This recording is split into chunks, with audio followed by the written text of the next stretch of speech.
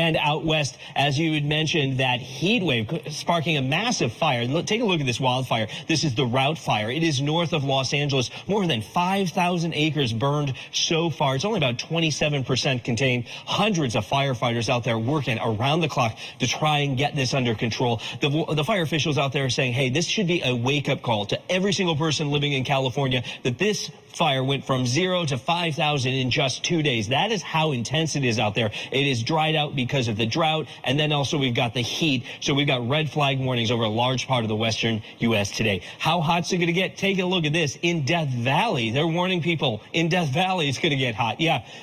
Death Valley is likely going to set a new September record today of 127 degrees. The all-time hottest place on Earth, Death Valley, was back in 1913 when it clocked in at 134. Not going to be that hot, but that was in July. We're talking about hot temperatures breaking records in September. It should not be this hot out there. Here are the excessive heat warnings and watches all across the West. This is from the National Weather Center. You can see we got 3 different colors here. We've got the dark red. That is where we're seeing the excessive heat warnings today, stretching from Las Vegas across to San Diego, up and down the state of California. A little bit of a reprieve out there in San Francisco, cooling down a little bit today into the 80s. We'll take that. And then we've got heat advisories in northern Nevada, up into Oregon and into Idaho. And then you see that bright pink. That is the area right there where we are going to have critical wildfire issues and concerns today. So need to be careful across that entire region. Everybody needs to be ready to go in case a wildfire does spin up. So how hot is it going to be? Let's start down in Vegas.